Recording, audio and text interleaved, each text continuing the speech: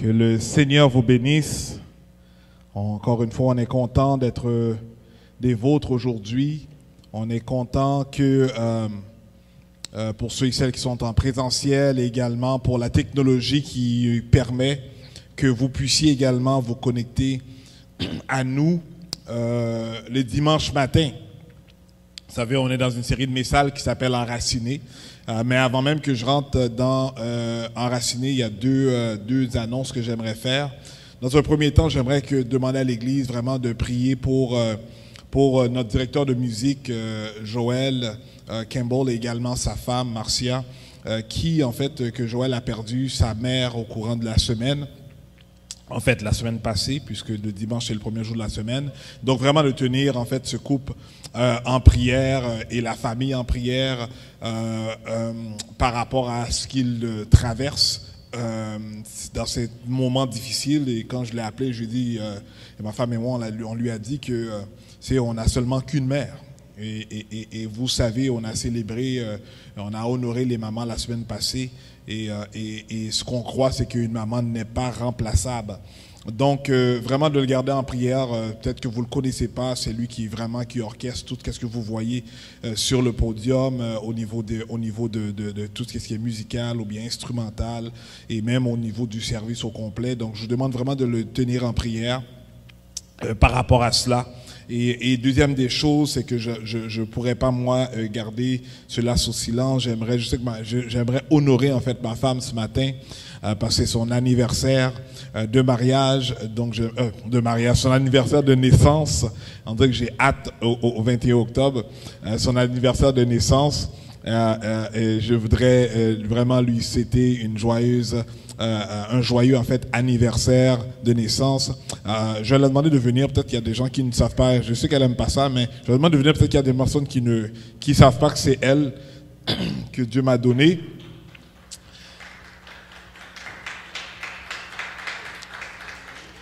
C'est une adoratrice vraiment extraordinaire, une chantre. Hein? Une chante exceptionnelle et que Dieu lui a donné en fait vraiment ce don de prophète. Donc que Dieu puisse continuer à te combler et investir en nous par ce que tu nous donnes le dimanche. Donc tu es avec nous. Que Dieu te bénisse. Merci beaucoup.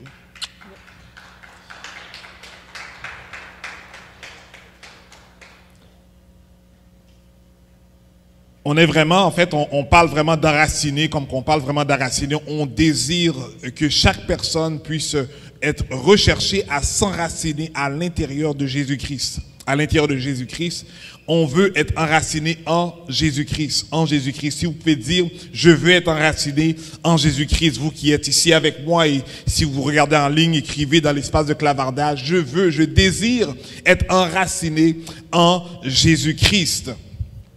Vous savez, Père, je te dis merci une fois de plus parce que tu es ce Dieu fidèle. Papa, je remets ce message entre tes mains. Je prie, Papa, qu'elle puisse nous transformer, Père, qu'elle puisse, Papa, communiquer au Dieu ton croissant à notre esprit et que notre esprit puisse commander notre âme, Père, à rester, Papa, en bride en toi, Père, dans le nom précieux de Jésus. Permets que nous puissions grandir, Père, et devenir à l'état de bâture au Dieu spirituel, afin que nous puissions, Papa, également transmettre ce que tu nous as donné aux autres dans le nom de Jésus. Amen. Je crois réellement que Dieu vraiment, c'est le désir de Dieu que nous puissions être enracinés en Jésus-Christ. Vous savez, début de l'année, en janvier, on a dit qu'on est dans une année de rafraîchissement. On a déclaré le thème, c'est qui est rafraîchir. Rafraîchir. Et j'avais un peu donné une définition lorsqu'on parle de rafraîchir. Donc, rafraîchissement, j'avais dit, c'est l'action de remettre quelque chose en bon état. L'action de remettre quelque chose en bon état. Tu as besoin en fait de rafraîchissement à ton travail ou bien pour ta santé, si tu es fatigué, si tu as soif ou quelle que soit la situation dans laquelle tu ressens en fait un besoin, Dieu est en mesure de emmener ce rafraîchissement-là en toi, chez toi, dans ton environnement, dans le nom de Jésus. Donc, tu as besoin si tu as besoin d'arrêter, si tu as besoin en fait d'être restauré ou d'être renouvelé, on a déclaré depuis le début de l'année, c'est l'année vraiment du renouvellement, de la restauration. Donc, reçois-la et vis avec cette parole. Vous Vous savez, aujourd'hui, bien qu'on a le grand terme de message qui est intitulé « Enraciné », mais j'aimerais apporter un sous-titre au message d'aujourd'hui qui est « Je vais m'en sortir ». Je vais m'en sortir. Vous savez, la promesse de Dieu pour toi, Dieu a appelé, ou Dieu a appelé, ou bien Dieu a parlé. Et qu'est-ce que tu fais avec ce que Dieu t'a dit? Encore une fois, Dieu peut-être t'a appelé ou bien Dieu t'a parlé. Et la question aujourd'hui, c'est qu'est-ce que tu fais avec ce que Dieu t'a dit? Vous savez, des fois, on a tendance à...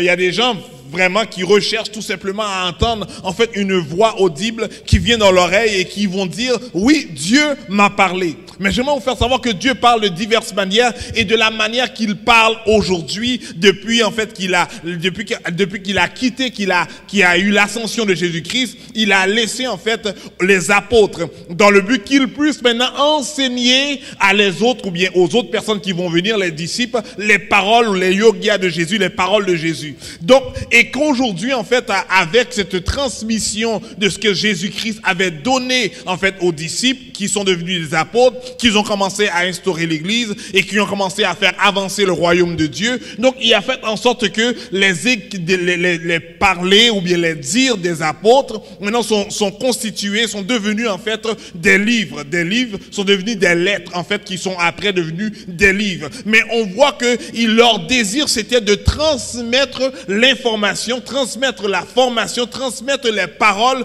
de Jésus-Christ lui-même aux autres qui devaient ou bien qui allaient être adeptes, qui allaient accepter Jésus-Christ comme Seigneur et Sauveur personnel. Donc j'aimerais vous faire savoir que des fois on recherche à entendre une voix audible, tandis que la Bible qui a été constituée dans l'ensemble de livres qui a été constituée qu'on appelle la Bible est en fait la parole de Dieu vivante qui est près de toi. Si tu veux l'entendre, tu as tout simplement à la lire. J'aimerais que quelqu'un dise Amen.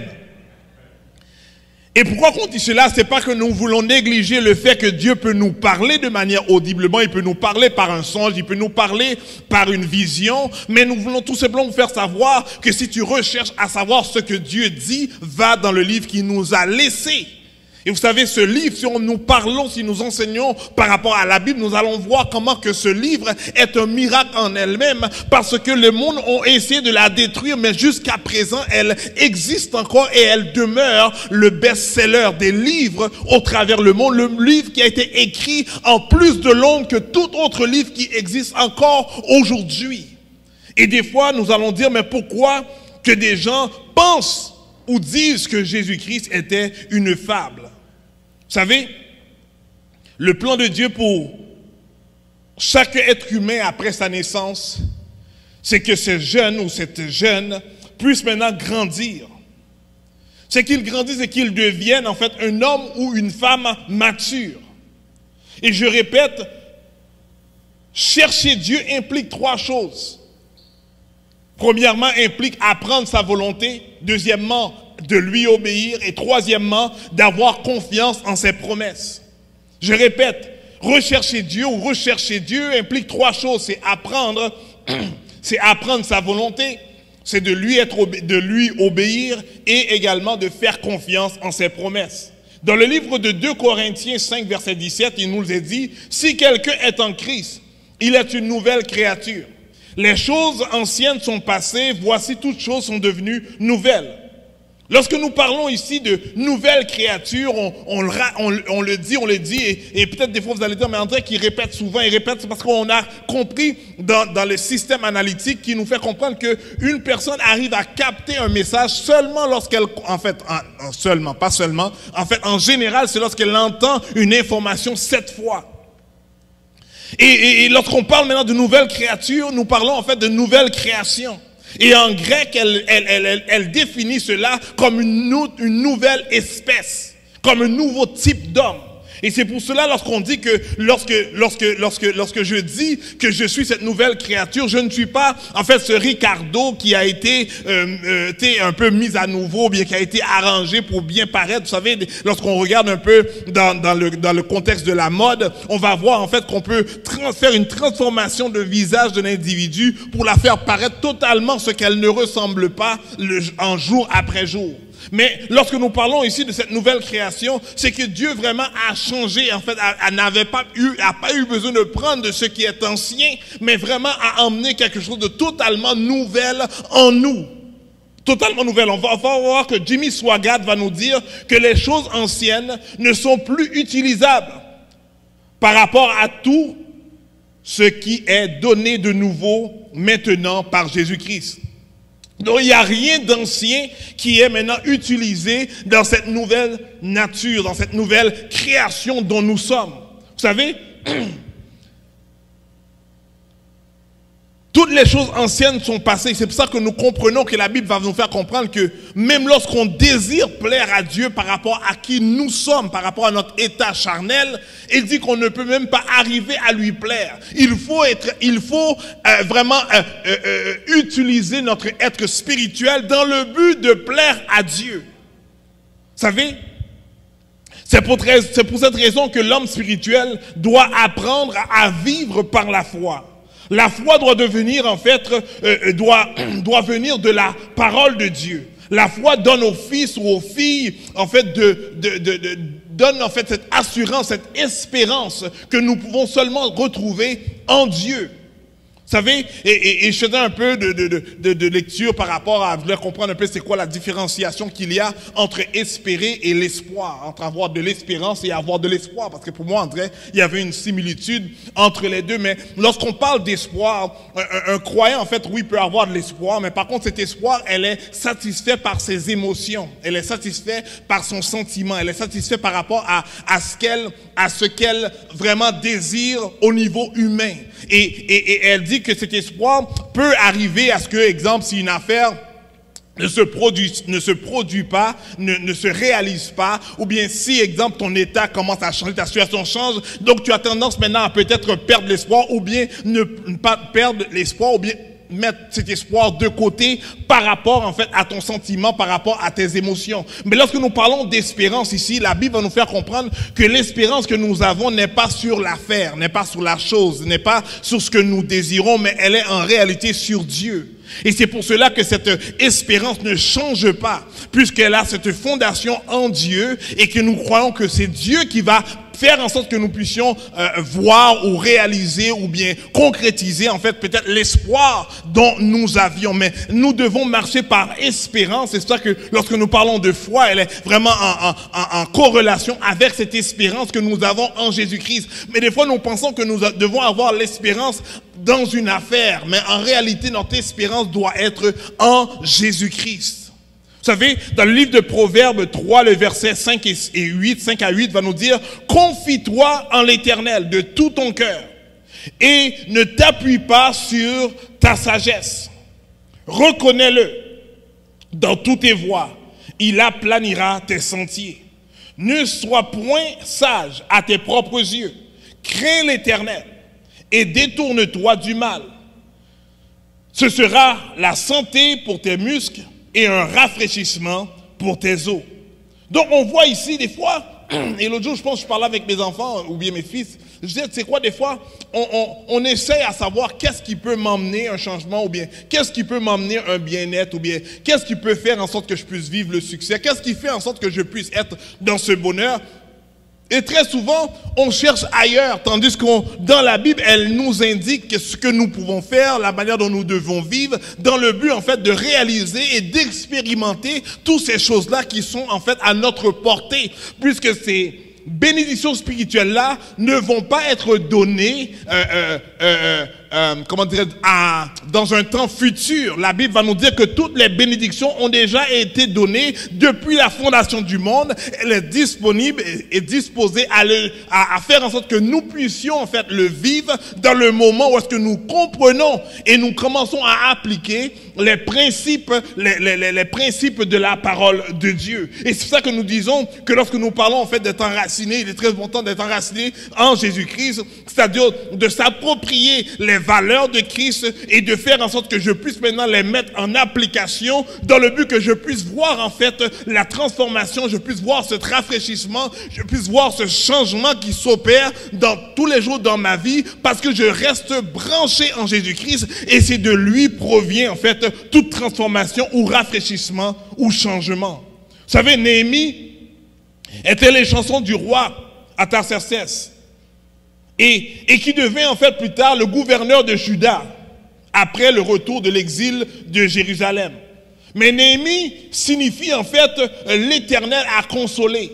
On va voir que Dieu avait appelé Néhémie pendant qu'il était chanson et on va voir que le plan de Dieu,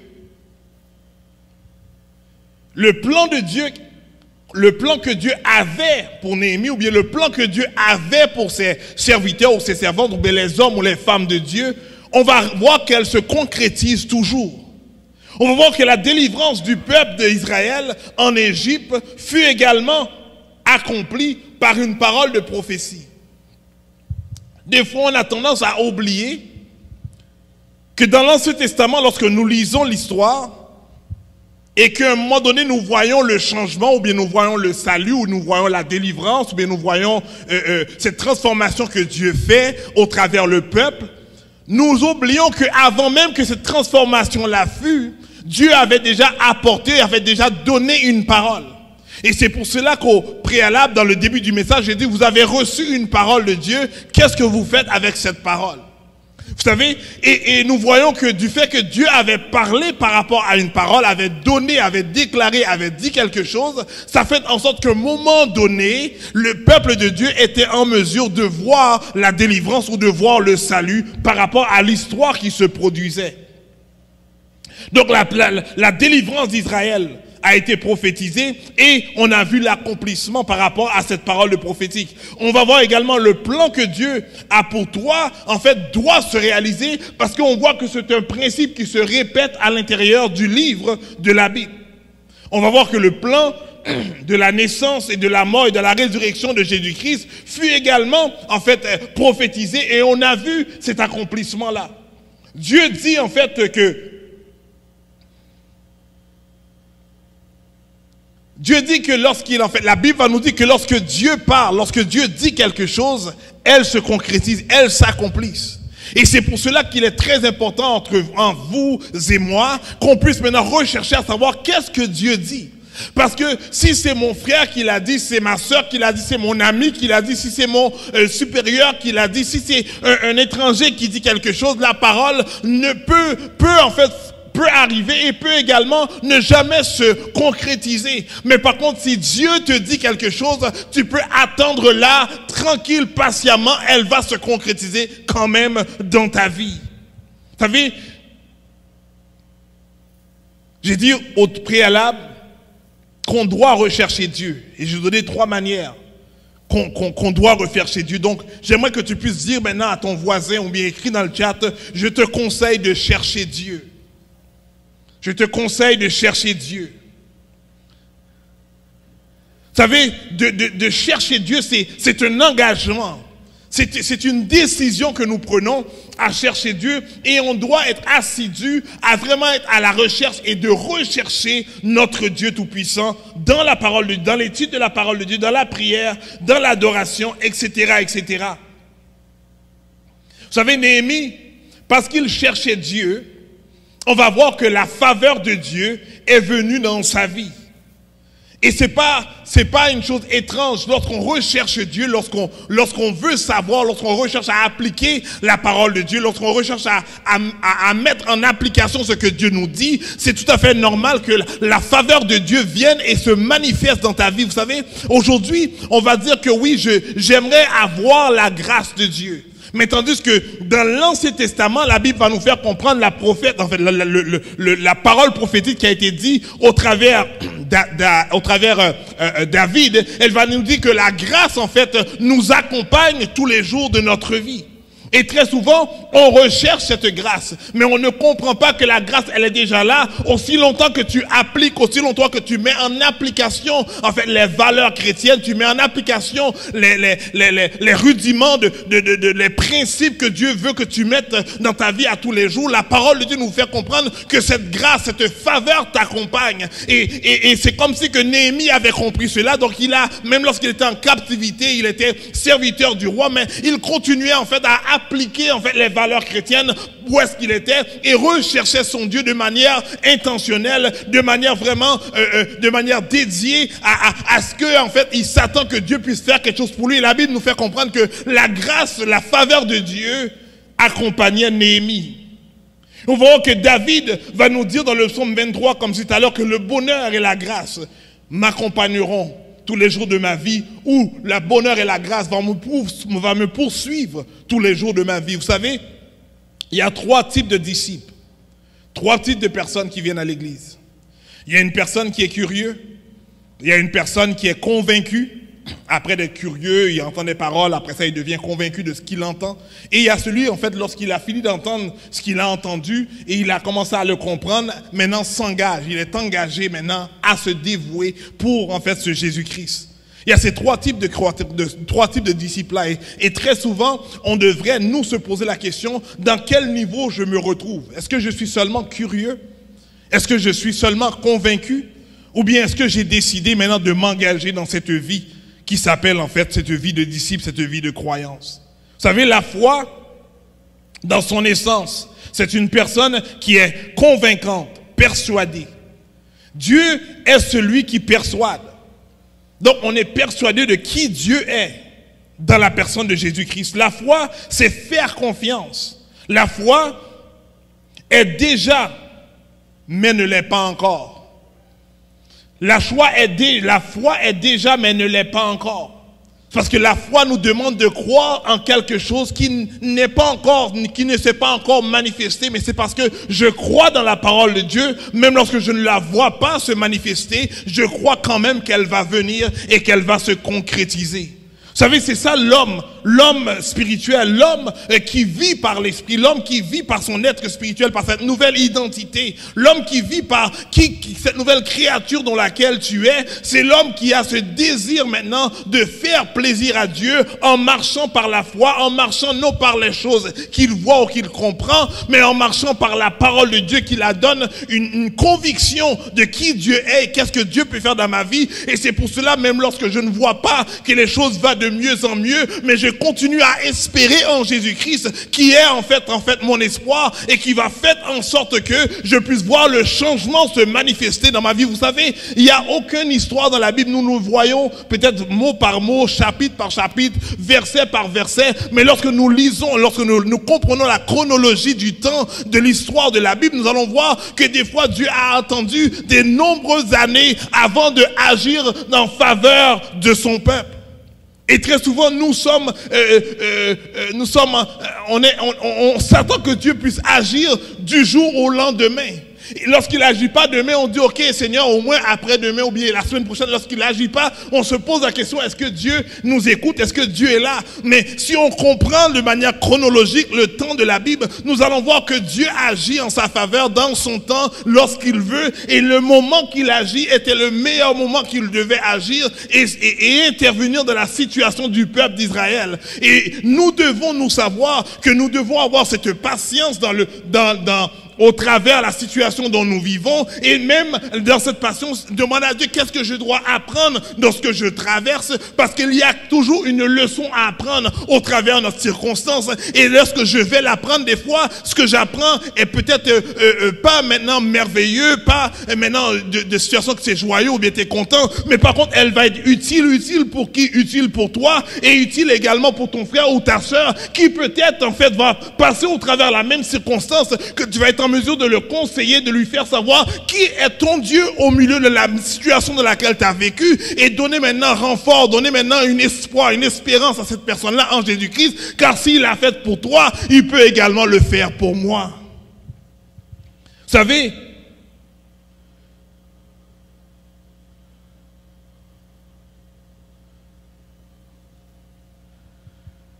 on doit apprendre à comprendre quels sont les principes de Dieu, quelles sont les valeurs que Dieu désire que je puisse utiliser, que je puisse mettre en application dans ma vie. Vous savez, la semaine passée, j'ai dressé une liste concernant les différentes valeurs. Et j'avais posé la question, et si je ne l'ai pas faite, je vous demande de le faire. dresser une liste, à savoir quels sont, moi j'y pense, je pense que j'en ai trouvé peut-être un ou deux, mais dressez une liste et sachez quelles sont les 5 valeurs les plus importantes dans votre vie. Quelles sont les 5 valeurs les plus importantes dans votre vie? Parce que j'ai dit que vos valeurs vont démontrer qui vous êtes. Et très souvent, on vit, on nous a inculqué des valeurs, on l'applique en fait à tous les jours, mais on n'est pas conscient que c'est ce que nous faisons, ou c'est ce qui est plus important, ou c'est ce qui est peut-être prioritaire dans notre vie. Parce que lorsqu'on va comprendre les valeurs, ça va nous aider maintenant à nous canaliser et à arranger notre vie en tel que nous pouvons maximiser en fait ce que nous faisons dans le but maintenant de nous épanouir par rapport à qui nous sommes. Et aujourd'hui, j'aimerais vous faire comprendre que ceux qui désirent marcher par la foi, ceux qui désirent utiliser leur nouvelle créature pendant qu'ils fonctionnent sur la terre. Et je vous dis ça, mais des fois on l'entend, mais des fois on ne le comprend pas forcément. Je répète encore, ceux qui désirent de vivre par la foi doivent maintenant vivre par leur nouvelle créature de qui ils sont, cet être spirituel, et décider par marcher par cet être spirituel. Et si nous ne faisons pas ça, la Bible nous fait comprendre qu'on ne peut pas plaire à Dieu. Et je vais vous faire comprendre que je ne peux pas en rester là. Je sais que si je applique les principes de Dieu, je vais m'en sortir. Vous savez, il n'y a personne dans la Bible que je peux lire qui ont décidé d'appliquer les principes de Dieu, décidé d'appliquer les valeurs de Dieu, décidé d'appliquer en fait les rudiments de la Bible et qui vont sortir maintenant sans même voir ce que Dieu peut établir, réaliser dans leur vie. Donc je vais vous encourager aujourd'hui à marcher comme des êtres spirituel, comme cette nouvelle créature dans laquelle Dieu nous a fait, cette nouvelle création que nous sommes, et commencer maintenant à fonctionner et à rechercher qu'est-ce que la Bible dit par rapport à mes situations, par rapport à mon environnement, et commencer à le déclarer que je vais en fait vivre le succès, que je vais vivre le bonheur, que je vais vivre cette paix, que je vais et croire dans cela, aie cette espérance en lui, parce qu'il est celui qui a dit que je vais être avec toi. Et que je vais faire en sorte que tu puisses vivre ce succès. Donc aujourd'hui, j'aimerais vous encourager, comme que je désire m'encourager moi-même, à rester enraciné en Jésus-Christ, à rechercher et à essayer de comprendre comment que je devrais fonctionner en tant que croyant, en tant que disciple. Comment que je devrais réfléchir en tant que croyant et en tant que disciple. L'autre jour, je parlais à quelqu'un et j'ai dit que des fois on a tendance, et quand je dis ça, parce que je banalise moi, on a tendance à entendre quelque chose et à comprendre quelque chose. Je vais revenir, je vais parler de la foi, puisqu'on parle de la foi, à comprendre la foi et à entendre la foi, mais en réalité nous ne marchons pas dans la foi. On a simplement cette connaissance intellectuelle de qu'est-ce que c'est la foi. Et à un moment donné, j'ai dû me dire cela. Je dis, mais Ricardo, et quand je dis marcher par la foi, ça ne veut pas dire, exemple, aujourd'hui j'ai la foi en quelque chose et demain, bon, je ne l'ai plus. Non, je parle de marcher dans cette constante foi.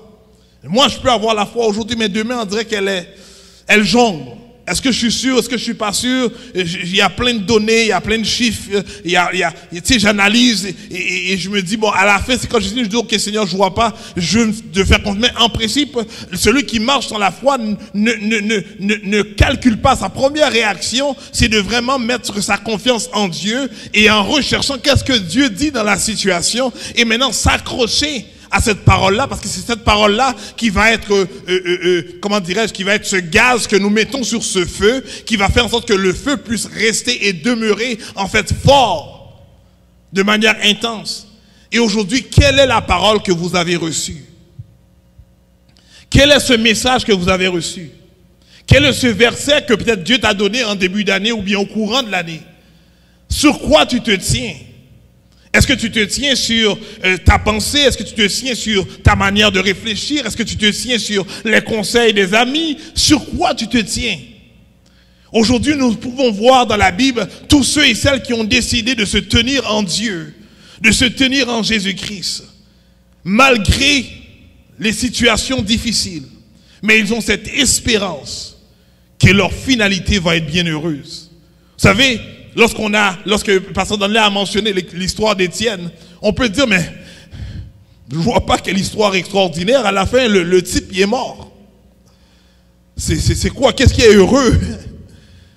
Mais on va voir que, au travers de sa souffrance, au travers de la persécution, il a fait un choix de vivre ou de mourir pour Christ. Donc c'était une de ses valeurs. Et il a appliqué, et jusqu'à la mort, il a tenu son bout pour dire, je vais continuer à croire en Jésus-Christ. Et même si je dois mourir, le nom de Jésus-Christ demeurera dans ma bouche. Parce que ce que Daniel n'a pas mentionné, c'est que Étienne était en train à continuer à proclamer l'évangile malgré on l'envoyait des pierres.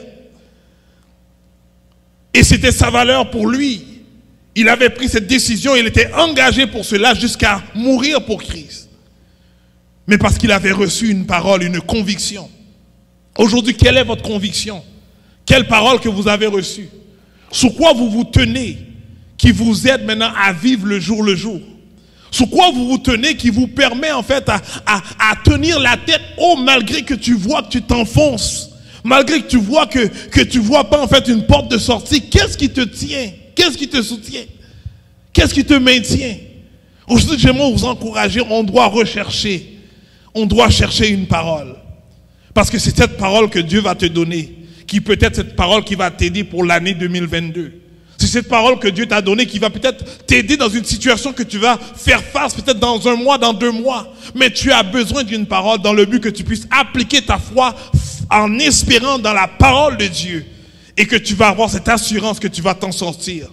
Parce que notre Dieu est celui qui est en mesure de faire tout ce qui est impossible à l'homme. Mais il dit, il est certainement possible à lui. J'aimerais terminer ce message pour vous dire, mettez votre confiance en Dieu. Mettez votre confiance dans sa parole. Et laisse-la faire cette transformation en toi. Et emmener ce rafraîchissement durant l'année 2022. Afin que tu puisses vivre les bienfaits de Dieu. Malgré que peut-être nous allons ou forcément passer au travers des moments difficiles. Mais malgré les situations difficiles, on va continuer à dire que l'Éternel est bon. Et que sa miséricorde dure éternellement. Aujourd'hui, j'aimerais vous encourager afin qu'on puisse demeurer en lui et croire en Jésus-Christ. Et avoir notre espérance en lui. Sachant qu'il a le contrôle du début et de la fin de ma vie. Et c'est pour cela que je veux être engagé à continuer à proclamer l'évangile et à annoncer à tout le monde que mon Dieu, Jésus-Christ, est merveilleux, il est vivant, il est ressuscité et il veut sauver encore aujourd'hui. Père, je te dis merci pendant qu'on courbe la tête.